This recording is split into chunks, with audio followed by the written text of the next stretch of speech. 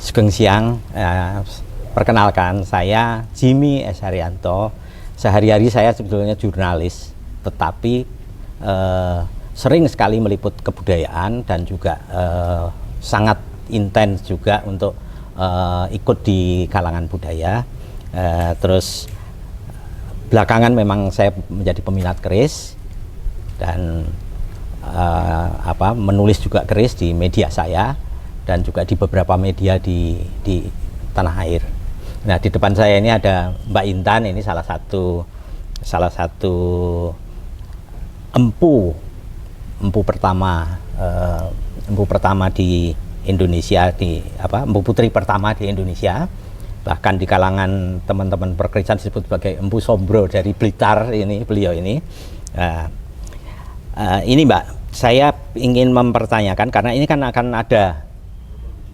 ada event besar yang dilangsungkan di Keraton Surakarta berupa Jambore Keris Nasional tahun 2025.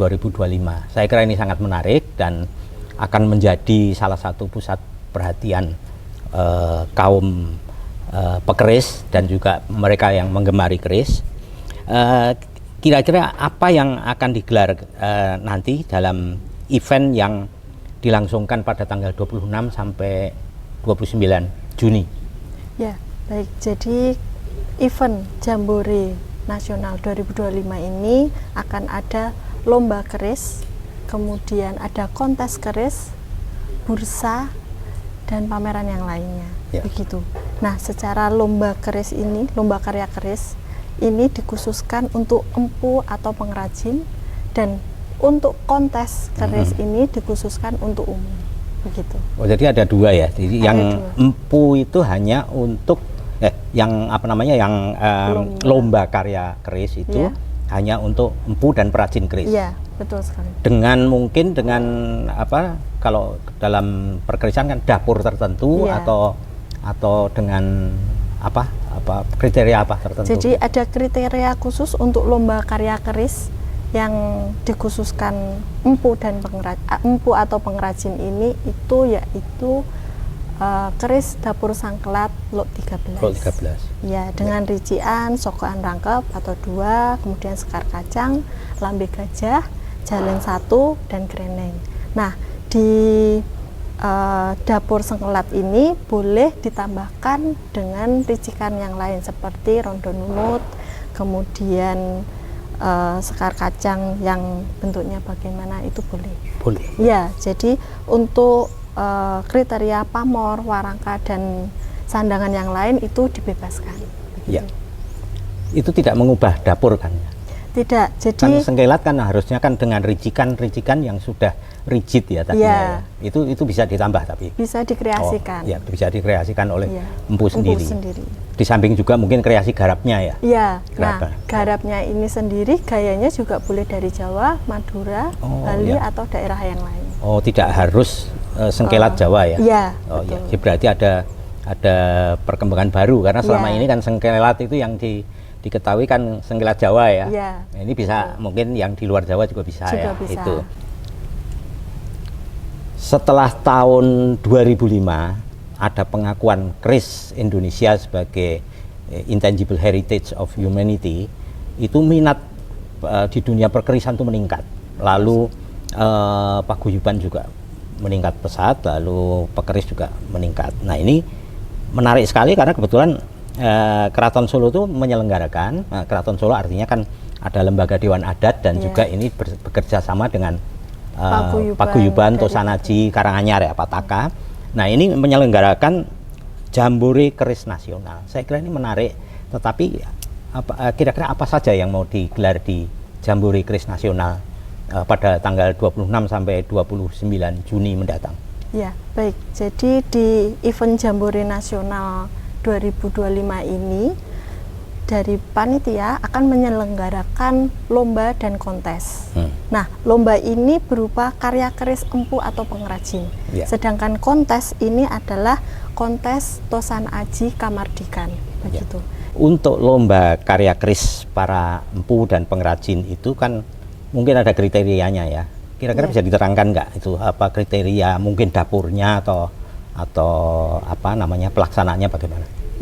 Jadi lomba karya keris empu dan pengrajin atau pengrajin itu ada kriteria khusus untuk dapurnya. Jadi keris dapur sangkelat lot 13 dengan rincian sogokan rangkep 2, kemudian sekar kacang, lambe gajah, jalen 1 dan greneng. Nah, dari gaya ini keris ini boleh digayakan sesuai dengan daerah masing-masing seperti Jawa, Madura, Bali atau daerah yang lain. Jadi tidak diharuskan dengan gaya Surakarta atau Jawa begitu. Saya kira ini menarik sekali kan, ini hal baru ya. Yeah. Karena selama ini orang taunya kan sengkelat itu adalah sengkelat Mataram, ada Majapahit sebelumnya dan Jawa umumnya. Ini ada yang luar Jawa boleh ya. Boleh. Terus improvisasi boleh itu. Untuk misalkan lot 13 itu di lot 13 sengkelat tetapi dengan variasi tertentu bisa. Boleh dikreasikan sesuai dengan dapurnya. Jadi bisa ditambahkan dengan rondo nunut misal atau rincian yang lain begitu. Jadi untuk dapur keris sengkelat lot 13 sudah paten dengan ricikan seperti itu ditambahkan boleh. Begitu. Kalau tentang kontes Tosanaji ya. Kontes Tosanaji ini kan terbuka untuk umum ya. Terbuka untuk umum. Apa yang bisa diajukan orang untuk dikonteskan? Ya, jadi kontes Tosanaji Kamardikan ini bisa berupa keris, tombak, badik atau senjata tradisional yang lain. Sesuai dengan daerah masing-masing pun juga boleh. Kemudian pesertanya ini untuk umum. Umum itu artinya di luar empu keris ya? Iya, di luar empu keris. Bahkan misal empu keris ingin mengikuti kontes juga itu juga boleh. Kan? Terbuka gitu. Terbuka. Jadi kolektor pun juga bisa mengikuti kontes ini. Dan ada 3 kategori di sini, yaitu kategori klasik, kategori kontemporer dan kategori tinata. Jadi ketiga kategori ini akan diambil best 10 atau 10 yang terbaik. Kalau yang dimaksud klasik itu artinya dapur-dapur yang sudah ada. Iya, betul. Lalu yang kontemporer yang itu kreasi, baru. Ya, kreasi baru. Yang satunya lagi tadi? Tinata. Oh, tinata ya. Jadi tinata itu betul-betul disendirikan ya. Yang ada jadi tiga kategori itu kita pilah-pilah. Hadiahnya juga? Hadiahnya juga ada. Piagam, kemudian uang. Terus dari semua lomba dan kontes ini akan mendapatkan kupon undian untuk door prize. Begitu. Boleh tahu door prize-nya apa? Sebuah mobil baru. Menarik sekali itu mobil baru.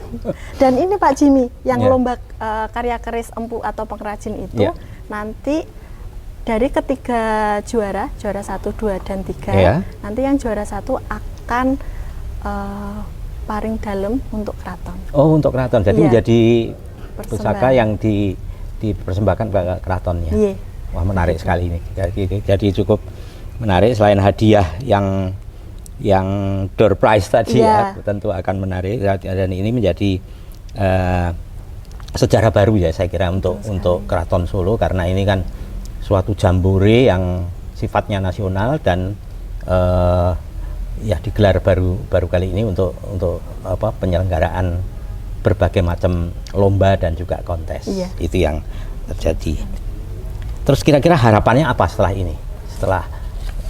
Karena Empu Intan ini kan juga bagian dari panitia kan, bagian dari humas. Kira-kira harapannya untuk tahun-tahun mendatang untuk jambore keris ini apa? Jadi atas nama panitia dan paguyuban dari Karanganyar atau paguyuban Tosanaji Karanganyar Pataka, Bumi Lawu, dan juga lembaga adat, lembaga adatnya, kami mengajak untuk seluruh empu, pengrajin, kolektor maupun yang memiliki minat terhadap keris atau Tosanaji yang lain untuk ikut dalam Jambore Nasional tahun ini, karena ini acara yang sangat menarik Kita baru ini melaksanakan atau menyelenggarakan acara yang begitu besar antar daerah, bahkan satu Indonesia boleh ikut, setiap daerah juga boleh mewakili, setiap seniman juga boleh. Gitu. Wah, ini besar sekali ini harapan agar event ini juga mungkin diteruskan ya, tidak hanya di, kalau bisa malah mungkin tidak hanya di Surakarta, bisa diselenggarakan di setiap tempat daerah lain di yang akan menyelenggarakan pada jambore berikut ya. Saya kira begitu.